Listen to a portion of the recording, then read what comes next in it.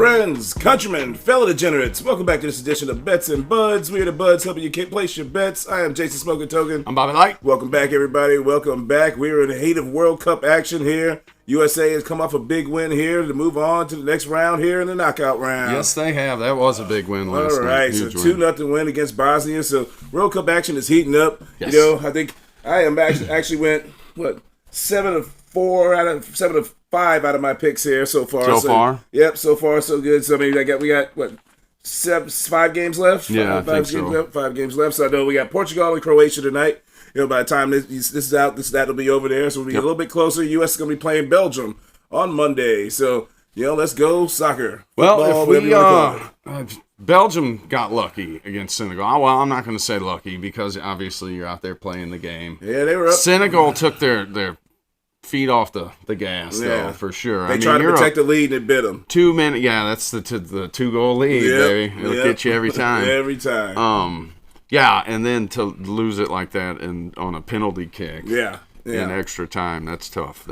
Now, the U.S. will be without their top goal scorer who received a red card, which was very questionable suspect call in that game. Very questionable. That's an egregious call right there. This is Balaga, is that how you say it? Yeah. Balaga, I think it's Balaga, yeah.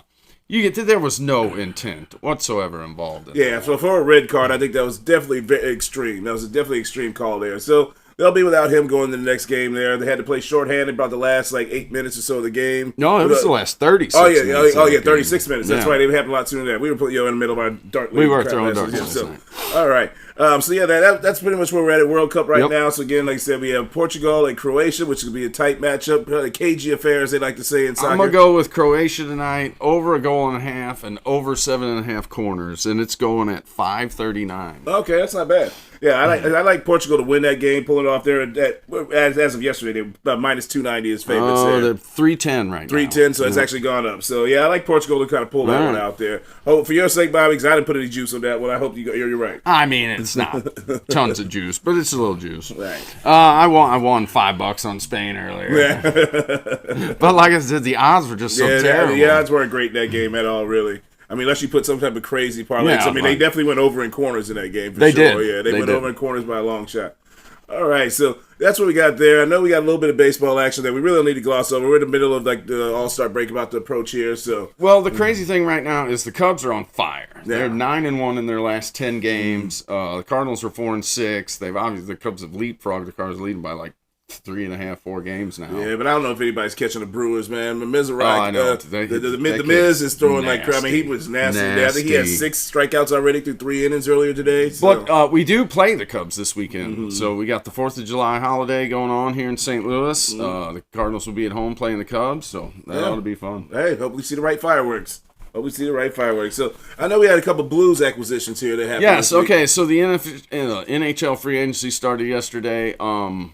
We caught or didn't offer Jonathan Bergeron, but they were already working on a deal, so they re-signed him.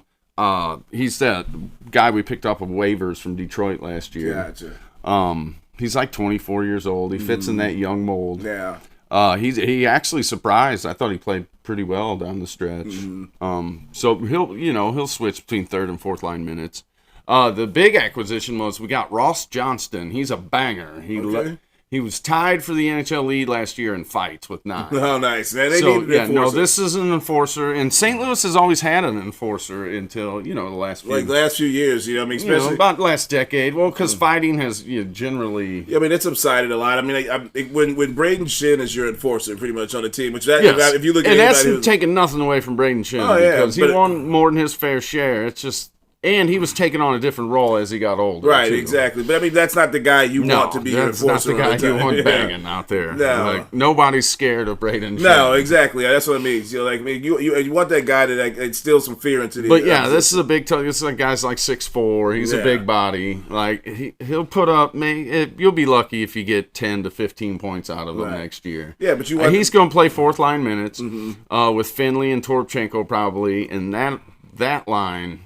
they're all 6'4" or better. Oh yes, I mean, and you got to have that imposing line that's going to grind and wear down other teams. And Finley and Torpo can actually skate. I don't know about this Johnson. I mean, I don't watch a whole lot of Anaheim Duck games, so. But I mean, at the end of the day, I mean, like that's most guys can, at that stage. Yeah, of hockey, I mean, you got to do something out there. Yeah, I mean, very very rarely do you get away with not being able to skate in hockey anymore. Yeah, I mean, the Blues have always been known from Tony Twist to Chase, and then we had Reed Lowe for a long time. Oh yeah, Bryant Reeves, Ryan Reeves, yeah. Yeah, we've always had bangers, and until the last decade we haven't. I think Reeves was like the last true enforcer that we had on the team. He was. Sure. Dakota Joshua never really dropped the gloves like that, even though he was a big boy. Yeah, but I mean, he didn't instill fear into the opponents, man. I'm talking about those guys that like everybody in the league know they don't. Yeah, I mean, Ryan Reeves is still out there banging. Oh away, yeah, so. Exactly. Ovechkin re-signed with the Capitals today, Yeah. so he's coming back for year 22. He's going to set that goal mark high, and nobody will ever catch that. Yeah, he'll one. probably get another 25 to 30 goals this season. Oh, yeah, because he easily. put up 64 points last year, Right. even being 41 or 42. Right, and he missed a little years. bit of time yes, too. He did. So, all right, so that's let's go Blues. Let's go Blues. Yeah, training camp will be starting. Well, they've got rookie training camp that just went on earlier in the week, and then you're looking around football time. Yeah, that the Blues will kick into gear. Yeah, so now we're diving in. NBA has had their free agencies kind of picked up too as well right now. They had some trades and moves. Jaylen Brown has finally moved going to the 76ers. So that'll be interesting to see. Joel Embiid, who stays hurt pretty much most of his career. I mean, you got Paul. I think they shipped Paul George out. I think Paul George is part of the package, so he's going to the Celtics now. We'll see. Paul George, another guy that usually stays injured pretty regularly too. Yeah, I don't think he's played more than like 40 games in the last 5 years. Yeah, the Sixers are always a hot mess anyway. Though I mean, they can't seem. I mean, they revamped Ben Simmons' contract. He's a guy who all of a sudden forgot how to shoot a basketball. Right. I mean, he's a good defender. But I mean, we'll see. That'll be an interesting team to see. But you got Jaylen Brown who can fill up the bucket, Joel Embiid who can fill up the bucket. So I mean, that'll be interesting to see what happens in the East there now. Knicks are still kings, and speaking Kawhi Leonard going back to Toronto. Oh yeah, Kawhi Leonard went back to Toronto there too as well, and hail the Lakers. Oh the yeah, king you can is finally dead. start cheering for the King Lakers is again. dead. I can go back to my team again.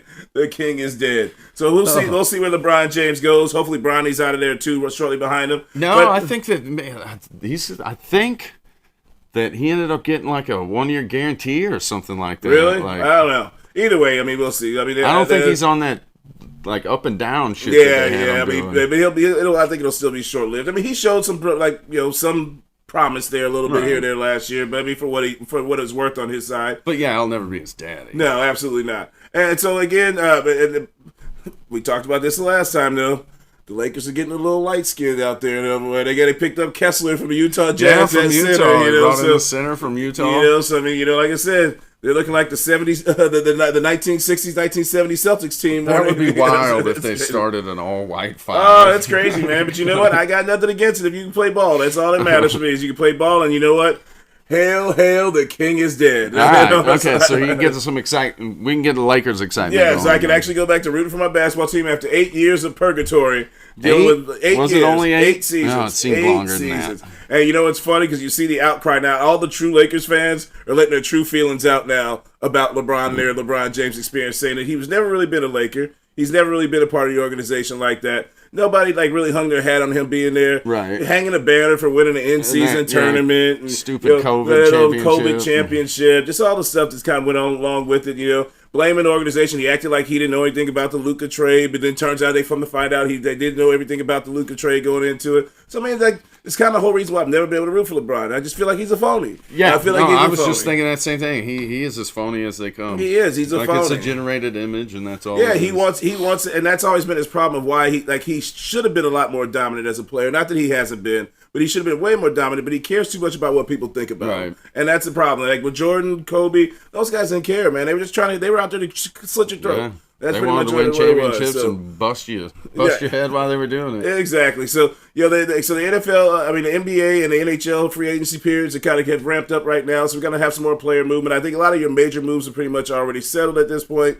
So you're kind of going into almost training camp season, brother. It is almost training camp season. So I guess, I heard Aaron Rodgers showed up at Pittsburgh, so he's definitely coming back. Oh, yeah. Okay. I mean, that's been settled that he's coming back for a while. He's been back for a while because he was at their last voluntary OTAs. Okay. So he's been back for a while. So he's going to be back for one more ride in Pittsburgh. One more ride in Pittsburgh, and then the Pittsburgh fans can go back to rooting for their team. Oh, yeah. Well, you know what? I think they got a little bit to hang their hat on this year, though, because, I mean, they brought Rico Dowdle in at running back. True, I mean, I like the move of they brought in, what's his name from Michael Pittman Jr. From at receiver, from Indianapolis. Yeah, so I mean, they got some moves. They added some nice pieces to add to the lack of depth that they had on their team last year. Because I mean, they lacked the running game last year. Yeah, that offense wasn't very good. And they had nobody tight end heavy. Yeah, and they had nobody to throw to outside of DK Metcalf. So now with Michael Pittman Jr., I think they're going to be pretty promising there. So. I mean, that's pretty much all I got covered this week because we're in the dog days of summer. Yeah, I mean, there's not a whole lot going on. Wimbledon's going on right now, but it's early and I seriously doubt anybody's that big of a tennis fan out there. Yeah, I mean, I know I haven't followed tennis in a long, long time. It's just kind of hard. There's so many names that I just don't know. I just don't know. That I just don't know you right watch now. it on a regular. It has definitely since like Sampras retired.